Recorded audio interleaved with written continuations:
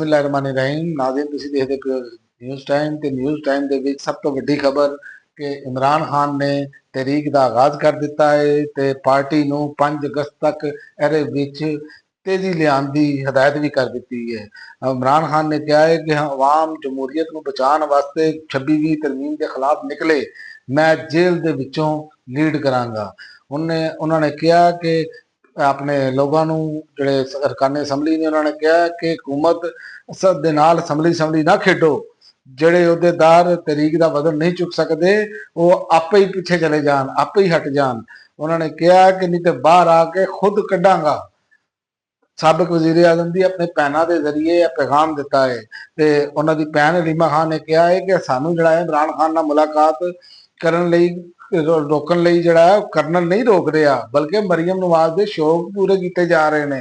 ਉਹਨਾਂ ਨੇ ਕਿਹਾ ਕਿ ਉੱਤੋਂ ਸਹੂਲਤਕਾਰੀ ਕੀਤੀ ਜਾਂਦੀ ਹੈ ਤੇ ਮਰੀਮ ਨਵਾਜ਼ ਜੋ ਚਾਹੁੰਦੀ ਹੈ ਉਹਨੂੰ ਪੂਰਾ ਕੀਤਾ ਜਾਂਦਾ ਹੈ। ਪੰਜਾਬ ਅਸੈਂਬਲੀ ਦੇ 26 ਬੰਦਿਆਂ ਨੂੰ ਮੁਅੱਤਲ ਕਿਉਂ ਹੋਏ ਨੇ ਤੇ ਮਰੀਮ ਨਵਾਜ਼ ਜਿਹੜੀ ਹੈ ਉਹ ਹਵਾਸ ਬਾਖਤਾ ਹੋ ਗਈ ਹੈ। ਉਹਨਾਂ ਨੇ ਕਿਹਾ ਕਿ ਇਹਨਾਂ ਨੂੰ ਖੁਸ਼ ਰੱਖਣ ਲਈ ਇਮਰਾਨ ਖਾਨ ਨਾਲ ਮੁਲਾਕਾਤ ਤੇ ਪਾਬੰਦੀ ਲਾ ਦਿੱਤੀ ਜਾਂਦੀ ਹੈ ਤੇ ਜੇਲ੍ਹ ਹਕਾਮ ਉਹਨੂੰ ਜਵਾਬਦੇਹ ਨੇ।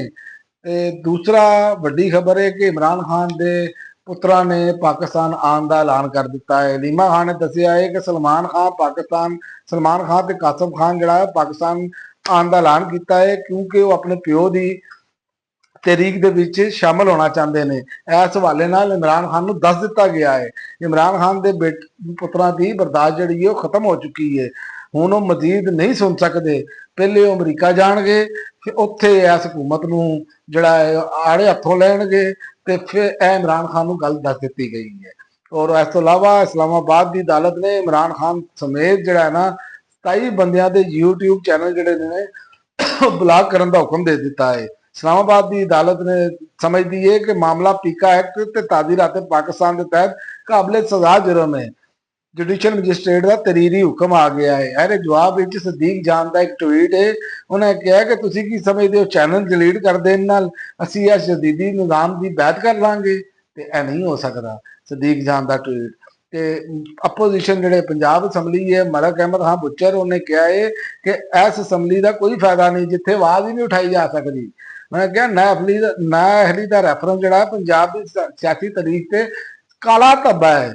ਮੈਂ ਕਿਹਾ ਨਾਅਰੇਬਾਜ਼ੀ ਤੇ ਦੋਵਾਂ ਤਰਫੋਂ ਹੋਈ ਹੈ। ਸਪੀਕਰ ਪੰਜਾਬ ਅਸੈਂਬਲੀ ਰੈਫਰੈਂਸ ਵਾਪਸ ਲਵੇ, ਵਰਨਾ ਅਸੀਂ ਇਤਜਾਜ ਅਸੈਂਬਲੀ ਦੇ ਅੰਦਰ ਵੀ ਕਰਾਂਗੇ ਤੇ ਬਾਹਰ ਵੀ ਕਰਾਂਗੇ ਤੇ ਗੈਰ ਆਇਨੀ ਜਿਹੜਾ ਕਦਮ ਹੈ ਇਹਦੇ ਖਿਲਾਫ ਅਦਾਲਤ ਨਾਲ ਰਜੂ ਵੀ ਕਰਾਂਗੇ।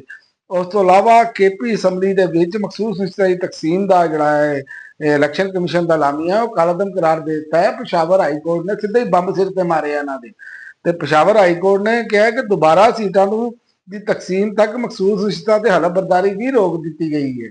ਤੇ ਗਜ਼ਾ ਦੇ ਵਿੱਚ ਇਸਰਾਈਲੀ ਫੌਜੀ ਜਿਹੜੇ ਨੇ ਉਹ ਪਾਗਲ ਹੋਣਾ ਸ਼ੁਰੂ ਹੋ ਗਏ ਨੇ।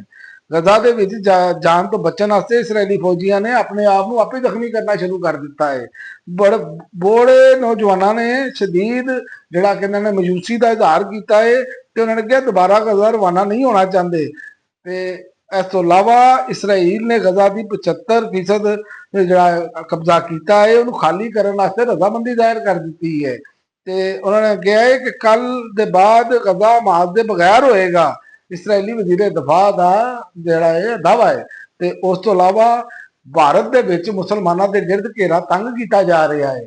ਸਮਝ ਤੋਂ ਬਾਹਰ ਹੈ ਕਿ ਭਾਰਤ ਕਿਹੜੀ ਐਸੀ ਗਿੱਦੜ ਸਿੰਘੀ ਹੈ ਜਿਹੜੀ ਤੋਂ ਇਹੋ ਜਿਹੀਆਂ ਹਰਕਤਾਂ ਕਰਦਾ ਹੈ ਤੇ ਕੋਈ ਪੁੱਛਣ ਵਾਲਾ ਨਹੀਂ ਹੈਗਾ ਇਹਨਾਂ ਨੂੰ।